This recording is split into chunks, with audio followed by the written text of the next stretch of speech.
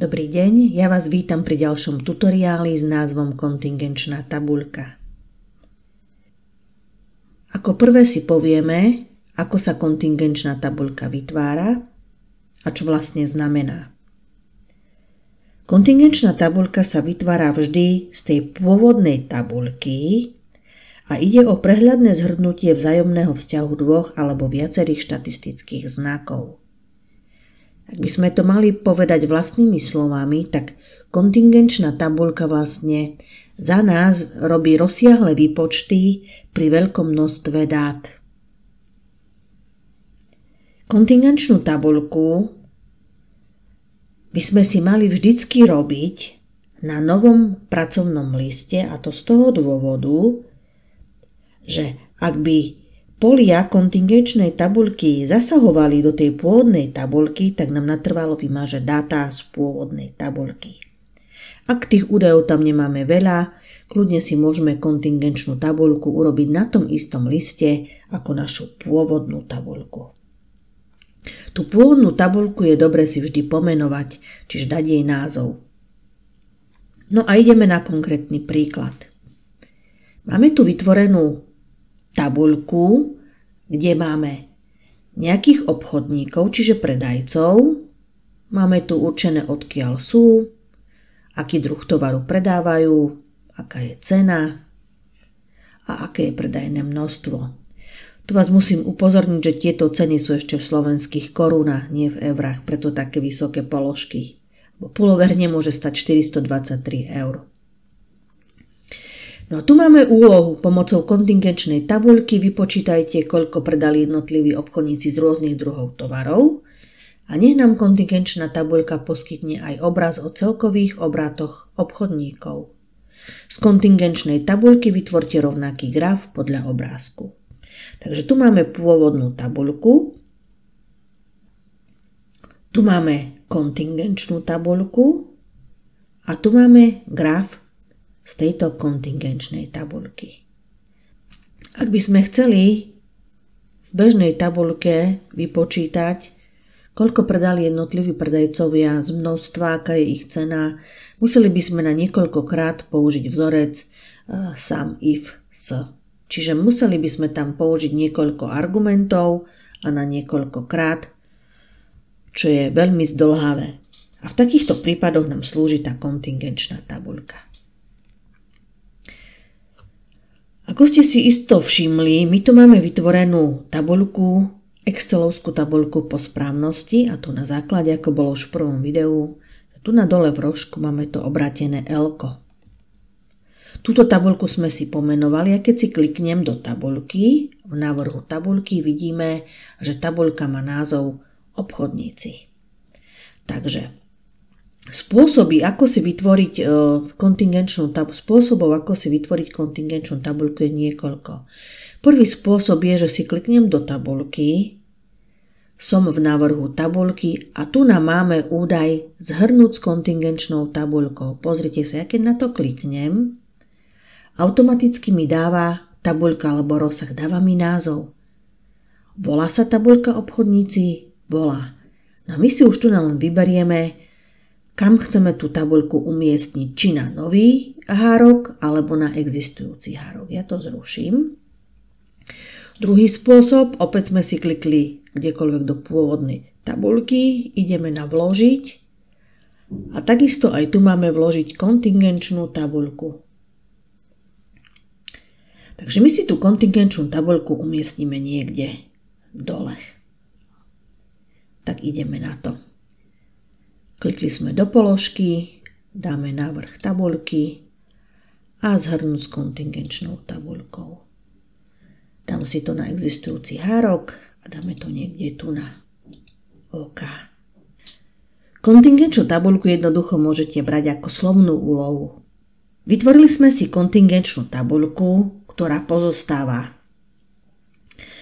jednoducho z takéhoto okna. Vy si poviete možno, čo je vlastne tento štvorec, čo to tu je. No tak v tejto časti, kde je ten štvorec, sa nám budú takto ukladať dáta, ktoré si my vyberieme. To je prvá vec.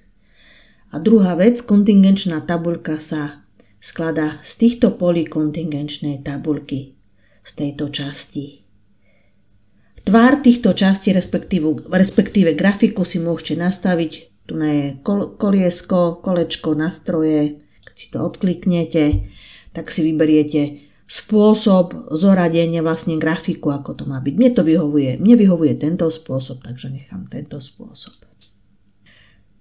Všimnite si, máme tu nejaké základné 4 polia a to sú filtre, stĺpce, riadky a hodnoty. Filtre veľmi ja nepoužívam v tejto časti, si ukážeme potom neskôr, ale všetky textové údaje, ako je napríklad mesto, obchodník, tovar, nám ukladá Excel buď do riadkov alebo do stĺpcov. Je dobré, ak máme veľmi veľa údajov a nám to ukladá do stĺpcov, tým pádom máme veľmi veľa stĺpcov, je dobré, ak máme veľa údajov, si všetko ukladať do riadkov. Excel to robí automaticky, my si to potom môžeme mechanicky pretiahnuť buď z riadkov do stĺpcov alebo stĺpcov do riadkov, to si ukážeme. No a číselné hodnoty nám dáva do tohto poľa. Takže ideme na prvý príklad. Pomocou kontingenčnej tabuľky vypočítajte, koľko predali jednotliví obchodníci. Takže ako už bolo spomenuté, kontingenčnú tabuľku berme ako slovnú úlohu. Nech ten, čo sa pýta, vidí len to, na čo sa pýta. Nič menej a nič navyše. Takže chcú jednotlivých obchodníkov. Pozor, ak by bola otázka, koľko predali obchodníci, to znamená vo všeobecnosti. Nie koľko predal Cima, trhovník, čierny a tak ďalej, ale spolu obchodníci. Tu máme otázku, koľko predali jednotliví obchodníci. Takže ako prvé si klikneme na obchodníka.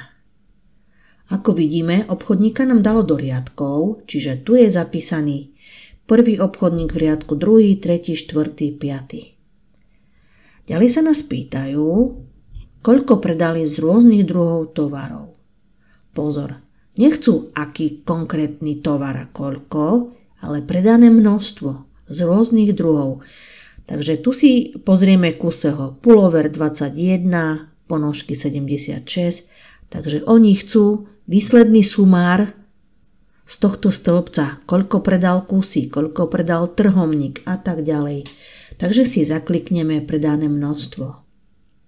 Keď si všimnete, číselný údaj nám dalo automaticky hneď do poľa hodnoty a ako prvé vyberá súčet, je to tak prednadstavené.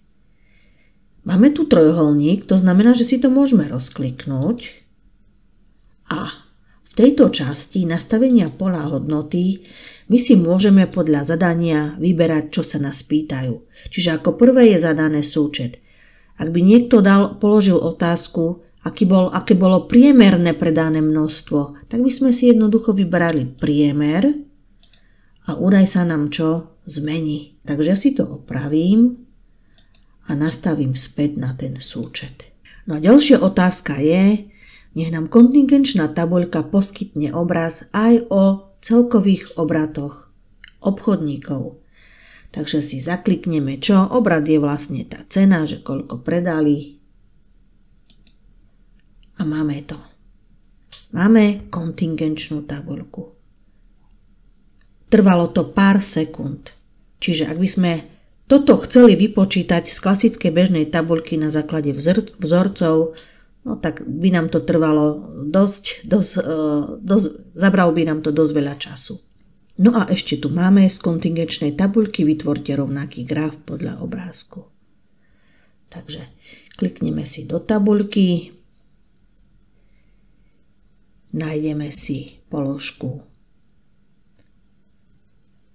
vložiť a v položke vložiť máme grafy. Takže my si otvoríme grafy a vyberieme si graf kombinovaný. Ten je taký najúčinnejší, takže dáme si kombinovaný graf. Trošku si to podtiahnem ďalej. No ideme sa pozrieť. Tu máme stĺpce ako súčet. Súčet, predané množstvo je stĺpec, dobre. A súčet cena je stĺpec. Takže tu potrebujeme súčet cena stĺpec a súčet z predaného množstva potrebujeme nejaký čiaru. Takže nejak takto to potrebujeme. A dáme ešte čo? Potrebujeme zakliknúť vedľajšiu os. Vidíme, už naberá nám správne črty. Potvrdíme, dám OK. Posuniem si tento graf vedľa, nech to vidíme. Si ho trošku zmenším. Ideme si porovnávať. Čiže obchodníka máme, súčet predané množstvo, súčet cena, hodnoty, Tekovský Peter, kusy a tak ďalej. Takže vidíme, že máme úplne identický graf. Ešte jedna taká poznámka. Sme na kontingenčnej tabuľke. Ja keď si odkliknem tu do listu na prázdne miesto, tak tieto polia kontingenčnej tabuľky sa mi skryjú. Nič sa nedeje, treba si opäť kliknúť do tejto časti a ono sa nám to objaví. Takže toľko k tým kontingenčným tabuľkám. Ako ste sami videli, nie je to nič náročné, netreba sa toho báť. A na budúce si ukážeme ďalší príklad. Ďakujem za pozornosť.